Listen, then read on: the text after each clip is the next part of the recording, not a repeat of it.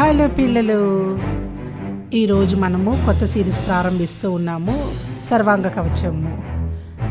Super hero మూవీస్లో ఏ రీతిగా అయితే మంచికి చెడుకి పోరాటం ఉంటుందో, మన జీవితంలో కూడా సాతానికి మనకి పోరాటం ఉంటుంది. ఎప్పుడు మనల్ని దేవుడి నుంచి పక్కకు లాగడానికి ప్రయత్నిస్తుంటాడు. కానీ మంచి శుభవార్త ఏంటంటే, దేవుడు మన హీరో అయ్యి ఉన్నాడు.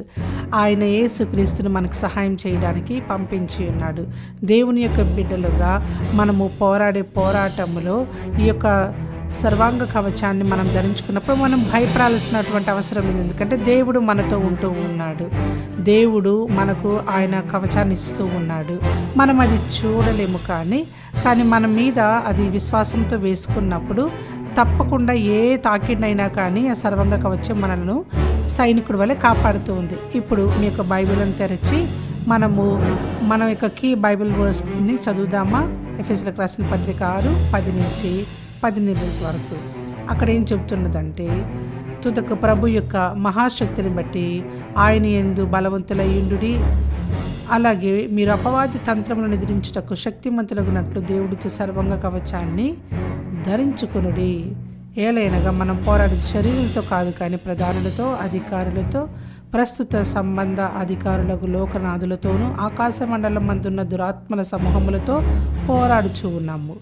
అందుకని మీరు ఆపద్దినం మంది వాడిని ఎదిరించడానికి, సమస్తము నెరవేర్చిన వారు నిలబడడానికి శక్తి మొదలైనట్లు దేవుడిచ్చే సర్వాంగ కవచాన్ని మనము ధరించుకోవాలి. ఎలాగనగా మనము నడుముకు సత్యమును దట్టి కట్టుకొని, నీతి అను మాయమెరువును తొడుగుకొని, పాదములకు సమాధాన సువార్త వలనైన సిద్ధ మనస్సును జోడు తొడుగుకొని నిలబడాలి.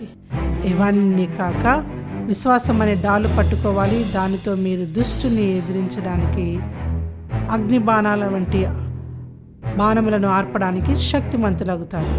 ఇంకా రక్షణ అనే శిరస్త్రాణమును, దేవుని వాక్యమును, ఆత్మఖడ్గమును ధరించుకోవాలి. అలాగ ఆత్మల ప్రతి సమయమందు ప్రతి విధమైన ప్రార్థన విజ్ఞాపన చేయొచ్చు. ఆ విషయమై సమస్త పరిశుద్ధుల నిమిత్తము పూర్ణమైన పట్టుదలతో విజ్ఞాపన చేయొచ్చు. మెలకువగా ఉండాలి. మన యొక్క బైబిల్ మెమరీ వర్స్ ఈ రోజున మనము చదువుకున్న దాని నుంచి తీసుకున్నాము. దేవుని యొక్క సర్వాంగ కవచాన్ని మనము ధరించవాలి. తద్వారా మనము స్థిరులుగా ఉంటూ ఉన్నాము. ఎఫెసీయులకు రాసిన పత్రిక 6:11. బైబిల్ మనలను బలంగా ఉండమని చెబుతుంది. అంటే దాని అర్థం మనం వెళ్ళి ఎక్సర్సైజులు చేసేయాలని కాదు. ఎక్సర్సైజ్ చేయడం వల్ల ఆత్మలో మనం ఎప్పుడు స్థిరంగా ఉండలేము. ఇంకా దేవుడు మన పట్ల ఏం చేయాలనుకుంటున్నాడో అది చేయడానికి బయట చేసే ఒకప్పుడు, కానీ దేవుని మీద మనము ఆయన శక్తి కొరకు ఆధారపడవలసిన వారమైన మనము దేవునిలో బలమైనప్పుడు దేవుని యొక్క కవచం మన మీద ధరించుకుంటూ ఉన్నాము. అది 1, 2, 3 పీసెస్లు మాత్రమే కాదు, కానీ సంపూర్ణ సర్వాంగ కవచాన్ని మనము ధరించవలసిన వారమైన మన మీద పూర్తిగా. మనము ఎంత చిన్నపిల్లలమైన, బలహీనలమైన, ఏదైనా కానీ మనందరము బలం పొందుకోవాలంటే దేవుని యొక్క సర్వాంగ కవచాన్ని బలం ధరించాలి. ఈ కొత్త సిరీస్లో మనం దేవుని కవచంలోని ప్రతి భాగాన్ని గురించి మరియు ప్రతిరోజు బలంగా ఉండడానికి ఎలా సహాయపడుతుందో నేర్చుకుంటున్నాము. అయితే మొదటిగా ఈ కవచానికి సంబంధించిన ఎవరు, ఏమిటి, ఎప్పుడు, ఎందుకు, ఎక్కడ, ఎలా అనే విషయాలు తెలుసుకుందాం. ఈ కవచాన్ని ఎవరు ధరించాలి? మీరు, నేను మరియు యేసును అనుసరించే ప్రతి ఒక్కరు, క్రైస్తవులందరూ అపవాదికి, అతని తంత్రం వ్యతిరేకంగా ఆత్మీయ పోరాటంతో ఉన్నారు. ఒక నిజమైన సైనికుడికి కవచం ఎంత అవసరమో మనకు దేవునికి ఆత్మీయ కవచం ఎంత అవసరం. ఏమిటి దేవుని కవచం అంటే ఏమిటి? దేవుని కవచం నాలాంటి వయసు ఎవరికైనా, పిల్లలకి ఎవరికైనా సరిపోతుంది. దేవుని కవచంలో 6 భాగాలు ఉన్నాయి.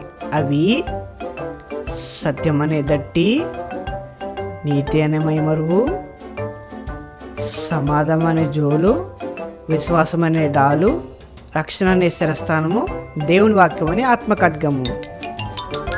ఎప్పుడు ఈ కవచాన్ని ధరించాలి? మనము ప్రతిరోజు ధరించాలి. సాతాను ఎప్పుడు విరామం తీసుకోడు, కాబట్టి మనం కూడా విరామం తీసుకోకూడదు. ఒక మంచి సైనికుడు ఎల్లప్పుడూ సిద్ధంగా ఉంటాడు. మనము నిద్రపోతున్నప్పుడు కూడా మన కవచాన్ని ధరించి ఉంచాలి. ఎందుకు మనకు ఈ కవచం ఎందుకు అవసరం? మనము చెడుతో పోరాడుతున్నప్పుడు, మరి అపవాది మనల్ని తప్పు చేసేలా శోధించడానికి మోసగించడానికి ప్రయత్నిస్తాడు. దేవుని సహాయం లేకుండా మనం ఎంత బలం గలవారం కాము, కానీ దేవునితో ఉంటే మనం చాలా బలవంతులం.